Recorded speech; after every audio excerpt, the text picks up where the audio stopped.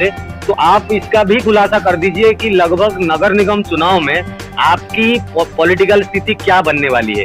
क्या कोई पार्टी से चुनाव लड़ेंगे या चुनाव नहीं लड़ना है, किस लिए कर रहे हैं आप, क्यों कर रहे हैं? थोड़ा सा इस संदर्भ में थोड़ा देखिए एक मतलब लाइन से हट के क्वेश्चन है। बिल्कुल। हमने तो अभी तक सारा काम सामाजिक तौर पे किया है और सामाजिक रूप से अपनी लड़ाई को लड़ रहे हैं। जहाँ तक चुनाव के बारे में है, हमने अभी कोई ऐसा डिसाइड तो किया नहीं है कि भाई चुनाव लड़ना है या नहीं लड़ना है। अब ये तो सही मायने में अगर ऐसी कोई स्थिति आती है तो अपनी कमेटी के अंदर बात करेंगे। अगर वो लोग समझते हैं कि नहीं लड़ना है तो नहीं लड़ेंगे, कोई जरूरी नहीं है हमारे लिए चुनाव लड़ना। और अगर वो कहेंगे कि चुनाव लड़ना जरूरी है आपके लिए, तो जैसे वो कहेंगे वैसा जो होगा वो तब देखेंगे। मैं थोड़ा सा यहाँ पे एग्री नहीं करूंगा। नमस्कार, बहुत बहुत स्वागत है आप सभी का जनता जनार्दन में। और हमारे साथ मौजूद है south Delhi development welfare association के मौजूदा अध्यक्ष धर्मवीर कौशिक जी। और कौशिक और जानकारी देता हूँ, पीछे कई वर्ष पहले पढ़ाई जिस टाइम पे करते थे, छात्र संघ के नेता रह चुके हैं। और जानकारी के मामले में मैं खासकर इनको फॉलो करता हूं, तो जानकारी के मामले में काफी गहरी जानकारी रखते हैं और क्षेत्रगत समस्याओं के ऊपर काफी विचारधारा इनकी बहुत बढ़िया है, जो कि इन दिनों आप लोगों ने देखा होगा कि सर जो मास्टर प्लान की मुहिम थी, लगभग डीडीए की सुनवाई और भी सारी चीजें हो गई है। और अभी मौजूदा स्थिति के बारे में बात करें सर, लगभग लोगों को फिर से जानकारी की आवश्यकता पड़ रही है। कई सारे लोगों ने मुझे भी पूछा है कि आप लोग क्या कर रहे हो, क्या जानकारी है, क्योंकि जनता जनार्दन चैनल के माध्यम से हमने ये मुहिम को लगातार दिखाया है। तो सर अभी जनता को आप ही बता दें कि अभी ताजा स्थिति क्या है 2041 मास्टर प्लान के संदर्भ में, और आगे क्या कुछ आप जानकारी दे सकते हैं, क्या कुछ होने वाला है, मौजूदा स्थिति के बारे में थोड़ा सा सर अपडेट जरूर आप जनता को दें। जी जी जी, धन्यवाद आपका। देखिए, मास्टर प्लान 2041 के बारे में हमने जनता को जागरूक किया। जब हमने देखा कि मास्टर प्लान में बहुत सारी कमियां हैं, तो हमने उन सब चीजों को एक एक करके जनता को बताया कि क्या कहाँ कहाँ कमियां हैं। जैसे विधानसभा 49 को क्षेत्र में दिखाया, वहां से कम 15,000 के करीब ऑब्जेक्शन फाइल हुए। और हमने लोगों को बताया कि किस तरह से ऑब्जेक्शन फाइल कर रहे हैं। लोगों ने हमारी बात को माना, हम पे विश्वास किया, ऑथेंटिक चीजें हमने लोगों को बताई, नक्शे दिखाए, सब चीजों को। उसके बाद लोग जागरूक हुए और उन्होंने अपनी तरफ से एक मुहिम थी उसको पूरा जोरदार तरीके से लिया और 15,000 के करीब ऑब्जेक्शन विधानसभा 49 से फाइल हुए, जो क्षेत्र रिज में दिखाया हुआ था। हमने मास्टर प्लान की जो रोड्स की मुहिम है उसके लिए भी ऑब्जेक्शन फाइल किए। देवली और खानपुर गांव को अनऑथराइज एरिया में दिखाया, उसके लिए ऑब्जेक्शन फाइल करवाए। हाई टेंशन के बारे में हमने ऑब्जेक्शन फाइल कराए। हमने जो एम ब्लॉक के अंदर से जो अर्बन एक्सटेंशन 3 का जो रोड निकल रहा है, जो कॉलोनी के बीच से था, उसके बारे में बहुत सारे ऑब्जेक्शन फाइल हुए। ये ऑब्जेक्शन ना केवल एम ब्लॉक से फाइल हुए, बल्कि हरगोविंद इंक्लेव से, राजपुर खुर्द से बहुत भारी तादाद में वहां से भी 7-8 हजार ऑब्जेक्शन फाइल हुए। तो जनता जागरूक हुई और उन्होंने अपने अधिकारों के लिए एक हक की जो लड़ाई लड़ी जाती है, ऑब्जेक्शन के माध्यम से डीडीए में ऑब्जेक्शन फाइल हुए। Pure authentication. हाँ जी, बिल्कुल। लोगों ने इस पूरी मुहिम में जबरदस्त हिस्सा लिया और कम से कम 30,000 ऑब्जेक्शन हमारे क्षेत्र से ओवरऑल मिला के फाइल हुए थे, जो कि बहुत बड़ी बात थी। डीडीए ने इसकी ऑनलाइन सुनवाई की। हालांकि सर श्रेय मैं आपको ही देना चाहूंगा, क्योंकि लगभग लोगों को मास्टर प्लान क्या है मुझे नहीं लगता कि शायद बहुत गहरी जानकारी थी, और नहीं थी। एक्चुअली मेरे को भी जहां तक पता थी, लोगों को जानकारी नहीं थी। इस मुहिम के लिए आपको मैं पुनः अपने चैनल के माध्यम से धन्यवाद देना चाहता हूँ। नहीं, आपका बहुत धन्यवाद है। हम तो श्रेय के लिए इतना कुछ नहीं करते, जो जनता के लिए जरूरी बातें थी वो हमने उठाई। उसके बाद डीडीए ने इसकी ऑनलाइन सुनवाई की।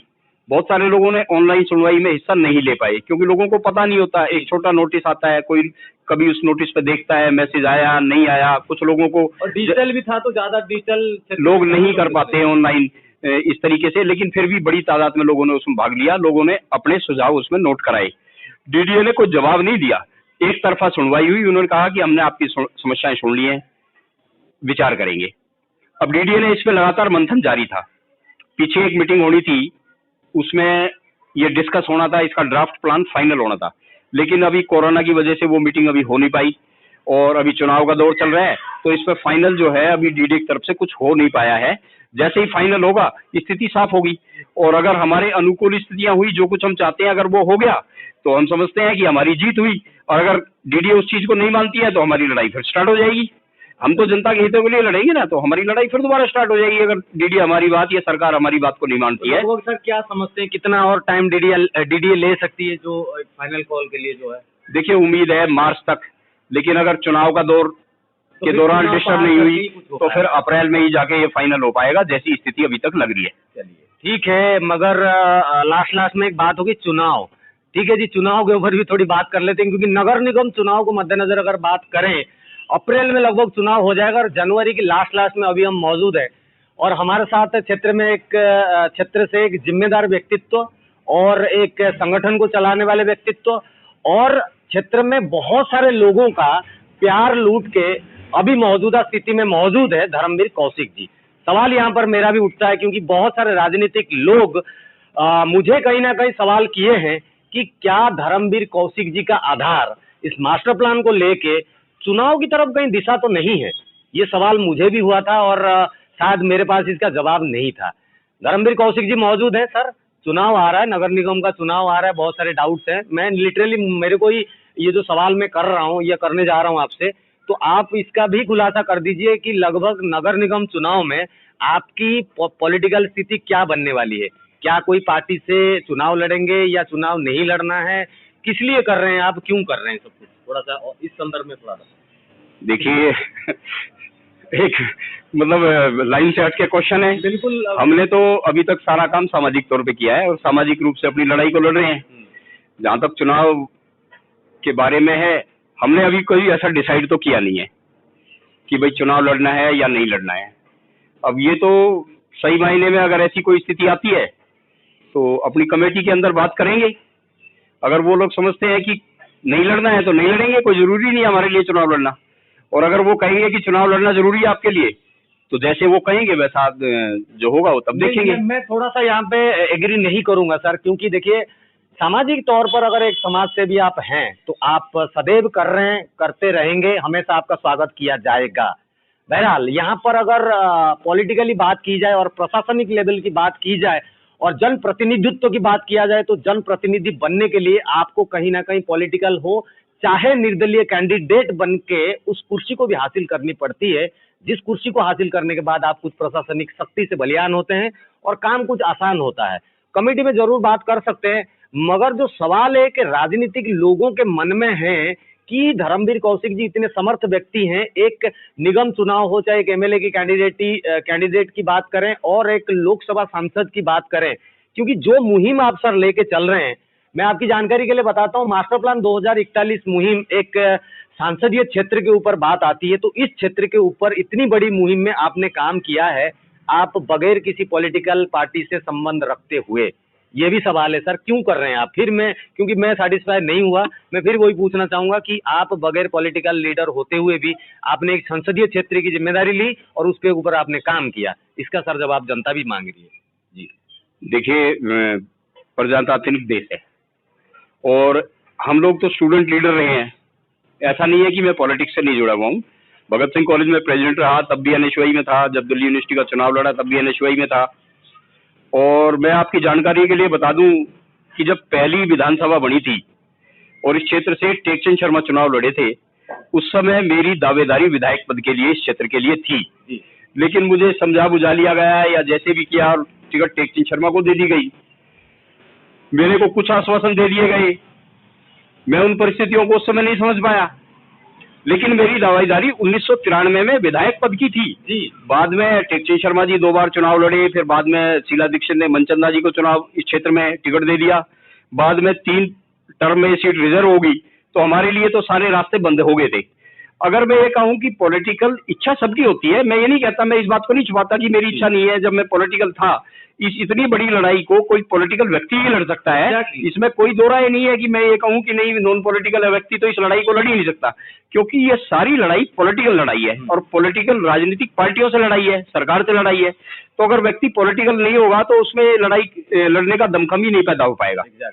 अब रही बात चुनाव की बात यह है, मैंने अभी तक इस बारे में कोई विचार नहीं किया, क्योंकि जहां मैं 93 में विधायक पद का दावेदार था और बाद में मुझे चांस नहीं मिले, चाहे बाद में दूसरे लोग सीटों पे आ गए या बाद में सीट रिजर्व हुई, जिसकी वजह से मेरी संभावनाएं खत्म हो गई। लेकिन अगर ऐसी कोई संभावना अगर आती है, लेकिन अगर सबसे पहले मेरी साउथ दिल्ली डेवलपमेंट कमेटी के जो मेरे सदस्य हैं पहले वो सहमत होंगे, जब वो सहमत होंगे तब मैं इस बारे में सोचूंगा, और उसके बाद जहां से चुनाव लड़ने की बात आएगी उस क्षेत्र के लोगों को इकट्ठा करके उनसे पूछूंगा कि मुझे चुनाव लड़ना चाहिए नहीं लड़ना चाहिए। अगर लोग कहते हैं कि आपको चुनाव नहीं लड़ना, आप समाज सेवा इसी तरीके से करें, तो मैं इसी तरीके से करूंगा। अगर लोग कहेंगे कि आपको लड़ना है तो जैसे लोगों की इच्छा होगी पर मैं वैसे करूंगा। अच्छा ठीक है, ये आपके ऊपर बात है, मगर चलिए समस्या, आप क्षेत्रगत एक निवासी हैं, देवली विधानसभा 47 के अंतर्गत रहते हैं, वार्ड नंबर 76 देवली गांव में आपका मकान है। इस एरिया में आप बहुत वर्षों से एक सामाजिक स्थिति, एक भौगोलिक स्थिति देखी जाए, इस सभी चीजों को मद्देनजर अगर मैं पूछता हूं सर, चुनाव की भी बात कर लेते हैं, कैंडिडेट की भी बात, उभरते हुए प्रत्याशियों की भी बात कर लेते हैं। क्या लगता है आपको क्षेत्र में जितने कामकाज अटके हुए हैं या जो विकासाधीन काम या विकास होना है, आप सैटिस्फाइड हैं एक निगम रिलेटेड कामकाज को लेके? क्योंकि चुनाव सर पे है, आलोचना समालोचना भी जरूरी है। समालोचना के दृष्टिकोण से मैं अगर बात करूं तो क्या लगता है, कितना काम हुआ है, कितना छूट गया है, कितनी कमियां हैं, ये भी थोड़ा सा बताएं। देखिए, अगर मैं कहूंगा तो फिर मेरी तरफ से तो आलोचना और समालोचना का तो प्रश्न क्या है। पूरा क्षेत्र आप देखते हैं, पूरा क्षेत्र पिछड़ा हुआ है। मैं तो कहता हूँ पूरी दिल्ली में सबसे अगर पिछड़ा हुआ क्षेत्र है तो एमबी रोड से इधर जो ये देवली, संगम विहार, तिगड़ी और ये सैनिक फार्म और नेपसराय, ये सारा क्षेत्र बिल्कुल पिछड़ा हुआ है। यहाँ विकास हुआ ही कहाँ है। यहाँ तो नाली खरंजे बने हैं, लाइट प्राइवेट हुई तो लाइट आई, पानी की समस्या आज आप देख लो, टैंकरों से लोग पानी सप्लाई होता है, और जितना खर्चा इन टैंकरों को घरों तक पानी सप्लाई करने में हो रहा है, अगर इतने ही खर्चे को अगर समायोजित करके लाइनें बिछा दी जाएं तो यही पानी सीधा घरों में, नलों में मिल जाएगा। तो ये तो एक सही मायने में विकास का कोई हमारे यहाँ क्षेत्र ऐसा नहीं है जिसमें विकास हुआ हो। हमारा क्षेत्र तो विकास मांग रहा है, और इसी विकास की लड़ाई को लेकर ही तो हमने ये लड़ाई स्टार्ट की। 2021 के मास्टर प्लान में जो रोड थे 20 साल हो गए, वो नहीं बने। 7 साल से दोनों सरकारें बैठी, 8 साल हो गए लगभग अब इनको दोनों को। अगर ये चाहते तो ये 3-3 किलोमीटर के 5 रोड हैं 100 फीट के, ये बनाए जा सकते थे। बड़ी बात थी। ये नहीं बने। इन रोडों के साथ साथ दोनों तरफ गहरे नाले बन सकते थे, जिससे बरसात का पानी आराम से स्मूथली बाहर निकाला जा सकता था। वो सब काम नहीं हुआ। रोडों की समस्या अपनी जगह, क्षेत्र में जल भराव की समस्या अपनी जगह, क्षेत्र में पीने के पानी की समस्या अपनी जगह, सफाई और गंदगी अपनी जगह, कोई नई स्कूल नहीं बने। आज आप देखेंगे हमारे क्षेत्र में स्कूल है ना, एक एक क्लास में 150 बच्चे हैं। अगर आज स्कूल खुल जाए तो बच्चों को बैठाने की तो बात मैं क्या कहूँ, खड़े होने की भी जगह नहीं है। ये स्थिति हमारे क्षेत्र के स्कूलों की है। तो एजुकेशन का स्तर कुछ नहीं है। हमारे यहाँ 5 बीघे जमीन पहाड़ी के स्कूल के पीछे पड़ी हुई है हॉस्पिटल के नाम से, लेकिन वो हॉस्पिटल नहीं बन सकता क्योंकि हमारे यहाँ आने जाने के रास्ते ही नहीं है। तो कुल मिलाकर डेवलपमेंट का स्तर क्या है, बहुत गिरा हुआ है। आप उस संगम विहार में आप रतिया मार्ग पे चले जाइए, 2 बड़ी गाड़ियां इकट्ठी साथ साथ नहीं हो सकती। कई जगह मैंने देखा है जो मेन रोड है वो 15 फुट का रह गया है, नाली बनने से 15 फुट का रोड रह गया है। फिर भी क्या समस्या समाधान हुआ? नाले भी बने लेकिन समस्या का समाधान नहीं हुआ। रोड है 7 साल से, तिगड़ी का रोड अभी कुछ दिन पहले बना। आज भी सारे संगम विहार के मेन रोडों पे आप चले जाइए, थोड़ी सी बरसात होती है, जगह जगह जल भराव हो जाता है, आप पैदल नहीं चल सकते। तो विकास का तो मापदंड बिल्कुल खत्म है। विकास जब तक नहीं होगा, जब तक मास्टर प्लान इस क्षेत्र में लागू नहीं होगा। अब निगम चुनाव तो बहुत छोटी सी बात हो गई जी। आप लोग वर्षों से जनप्रतिनिधित्व तो कर रहे हैं क्षेत्र में, समस्या आपके बारे में है, आपके सामने है, और समस्याओं के बारे में धर्मवीर कौशिक अवगत करा रहे हैं। ये आप लोग भी अछूत नहीं है, आप लोगों को भी पूरी तरीके से जानकारी है। आप लोग तर्जमा कर लीजिए कि इसमें गलती किसकी है। वर्षों से जो इस क्षेत्र को नदारद कर दिया गया है, मानसिकता से हटा रखा है, जनप्रतिनिधियों ने किस मानसिकता में यहाँ पे किस प्रकार के लोग रहते हैं, क्या भावनाएं हैं, आगे क्या होगा भविष्य, हमें भी नहीं समझ में आ रहा है। बहरहाल अब ये जो चुनाव आ रहा है, इस चुनाव को मैं मद्देनजर में फिर एक आखिरी सवाल करूंगा सर। इसमें मास्टर प्लान भी मिक्स कर रहे हैं और मास्टर प्लान मुहिम को देख रहे हैं। आपका एक ही मुहिम है, अगर मास्टर प्लान इस एरिया में लागू हो जाता है तो शायद नहीं, पूर्ण रूप से जितनी भी समस्याएं हैं शायद वो समाधान की ओर चल पड़ेगा। फिर भी सर मास्टर प्लान के संदर्भ में 2041 के अभी जैसे अप्रैल तक भी आप कह रहे हैं, उस रास्ते को करने के लिए, उस रास्ते तक पहुंचने के लिए 2-2.5 महीने 3 महीना अभी बाकी है। अभी फिलहाल के लिए चुनावी मापदंड में आप उतरेंगे, नहीं उतरेंगे, कौन सी पार्टी ज्वाइन करेंगे, वो भी आपने डाउट में रखा है। मगर क्या आप फिलहाल इतना बता सकते हैं कि अगर चुनाव लगभग लड़ना है या कुछ ऐसी चीजें, कुछ पॉजिटिव आपसे आ सकती है कि लोग समझे? क्योंकि डाउट में बहुत सारे पॉलिटिशियंस हैं, वो भी चाह रहे हैं कि धर्मवीर कौशिक जी कहीं टक्कर ना दे दे और कहीं उनके लिए खतरा ना पैदा कर दे, ना कहीं उनकी सीटों के ऊपर कोई संकट ना मंडरा है। ये कुछ बातें हैं जो शायद कुछ लोगों के मन में हैं, तो सर थोड़ा सा क्लियर कीजिए ना। देखो भाई, फिलहाल तो हमारे क्षेत्र में 3 संगम बिहार की सीटें विधानसभा 49 में, और 3 सीटें हम अगर इधर माने हैं तो 3 सीटें इधर हैं जी। जिसमें से 4 सीटें तो लेडीज की हैं और 2 सीटें जेंट्स की हैं। अब आप ये देखो कि अगर मुझे लड़ना होगा, नहीं, थोड़ी जानकारी के लिए मैं रुकूंगा। शायद सीटें फेर बदल भी हो सकती है, महिला पुरुष, पुरुष महिला भी हो सकती है, तो आप लोगों को थोड़ा सा इंतजार करना पड़ेगा सर। जी जी जी हाँ, रोटेशन की बात भी है, रोटेशन भी जल्दी क्लियर हो जाएगा। तो देखो, जैसे मैंने पहले कहा, अभी तक तो आज की स्थिति में मैं यहाँ बैठा हूँ आपके सामने, मैंने चुनाव के बारे में बिल्कुल कोई विचार नहीं किया कि मुझे चुनाव लड़ना है या नहीं लड़ना है। लेकिन मैं ये भी साफ कर देता हूँ कि कमेटी में अगर इस तरह की बात आती है, बहुत सारे लोग मुझे कहते हैं, बहुत सारे लोग पूरी विधानसभा 49 से भी बोल रहे हैं, विधानसभा 47 से भी बोल रहे हैं कि हमें चुनाव लड़ना चाहिए। अब ये देखेंगे सीटों के रोटेशन के बाद कि किस तरह की स्थिति आती है। अगर हमारे साथी कहते हैं चुनाव लड़ना चाहिए, तो मैं समझता हूं मेरी तो लड़ाई सारी पॉलिटिकल ही है, और अगर वो समझते हैं कि हमें इस क्षेत्र में आके ही इस लड़ाई को लड़ना है, तो जैसा वो कहेंगे तब हम वैसा डिसाइड करेंगे। कहां से लड़ेंगे ये लोग भी वही तय करेंगे कि हमें कहां से लड़ना है, किस सीट से लड़ना है या नहीं लड़ना है। तो थोड़ा सा वेट करते हैं। बाकी हमें तो कुछ पॉजिटिविटी लग रही है कि हो सकता है आने वाले दिनों में धर्मवीर कौशिक जी को आप एक प्रत्याशी के रूप में देखें, और प्रत्याशी के रूप में बात भी कर लेते हैं। निगम तो एक बहुत छोटे से एरिया और क्षेत्रफल को लेके ही एक निगम की सीट आप देख सकते हैं, वार्ड जिसको कह सकते हैं, और इस वार्ड में प्रतिनिधित्व करने के लिए काबिल व्यक्तित्व हैं। आप लोग देखें, वेट करें, समय का इंतजार करें। सर जाते जाते इस इंटरव्यू को क्लोज करने से पहले मास्टर प्लान के संदर्भ में कुछ और जानकारी दे दीजिए, ताकि लोगों को भी थोड़ा सा और वो लोग स्थिर रहें, क्योंकि माइंड में कुछ जो डाउट से कुछ सवाल आते हैं जो शायद आप क्लियर कर सकें। अप्रैल की तो आप बात कह रहे हैं कि चुनाव तक तो शायद कुछ ना हो, अगर होता भी तो आगे किस प्रकार से होगा, थोड़ा लास्टली मास्टर प्लान के बारे में। देखिए, हमने जितने ऑब्जेक्शन फाइल करे हैं, जिन चीजों पे ऐतराज किए हैं, मैं फिर गिना देता हूं। हमने विधानसभा 49 को रिच क्षेत्र से बाहर करने की बात की है। सरकार हमारी बात मान देती है तो समझेंगे कि हमारी जीत हुई।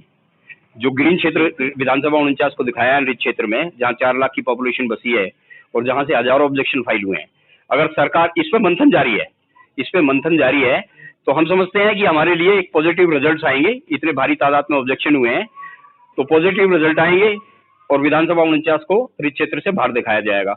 देवड़ी और खानपुर गांव जो है और उसके साथ की जो कॉलोनियां हैं, ये 1975 से बसी हुई हैं, और देवड़ी और खानपुर गांव तो हजारों साल पुरानी है। तो इनको अनऑथराइज दिखाया, गलती से दिखाया। मैं ये नहीं कहता कि जानबूझ के कोई गलती की होगी, हो सकता है सरकार से गलती हो, इंटेंशन ऐसी ना हो, गलती होगी हो, तो इसको ठीक कर दें, रेजिडेंशियल दिखा दें। संगम विहार विधानसभा 49 को भी येलो कलर में रेजिडेंशियल दिखा दें नक्शे में, और देवड़ी, खानपुर और इसके साथ की कॉलोनियों को रेजिडेंशियल दिखा दें। हमने ये कही कि हाई टेंशन तारों की बात है कि हाई टेंशन के ये हमारे क्षेत्र में जो आपने पीछे देखा होगा, खुले तौर पर नोटिस आए हैं। धर्मवीर कौशिक नहीं कह रहा, अखबारों में नोटिस आए थे और ये सब आपने देखा था। उन्होंने कहा कि यहाँ से क्लियर रोड चाहिए। तो हमारी डिमांड ये है कि 18 से 20 पोल हैं, बजाय हजारों आदमियों को यहाँ से डिस्पोज ऑफ करने के। हमारे पीछे रिज का क्षेत्र है, आप हाई टेंशन की तारों को रिच क्षेत्र से निकाल दीजिए, सारी समस्या खत्म हो जाएगी। ना लोगों को उजाड़ने की जरूरत पड़ेगी, ना ये रोज रोज की जो दुर्घटनाएं होती हैं ये होंगी।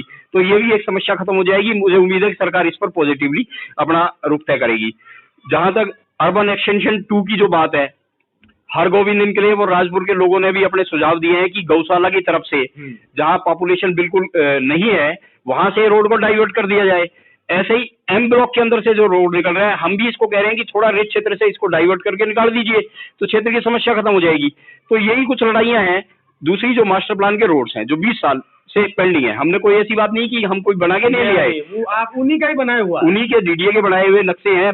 और दिल्ली सरकार की, देखिए, नक्शे डीडीए बनाती है, लेकिन जिम्मेवारी तय करती है इस काम को करने की दिल्ली सरकार की होती है कि जो 100 फीट के तक के रोड हैं उनको पीडब्ल्यूडी बनाती है। तो पीडब्ल्यूडी किसके अंतर्गत है? दिल्ली सरकार के। बिल्कुल। तो दिल्ली सरकार क्यों चुप बैठी है भाई? दिल्ली सरकार को जब मास्टर प्लान 2001 में तैयार हो गया था, तो इसको जब ये सरकार आई, शीला दीक्षित के टाइम पे ये फाइनल हो गया, बाद में ऑब्जेक्शन, सजेशन और इसमें कुछ चेंजेस भी हुए।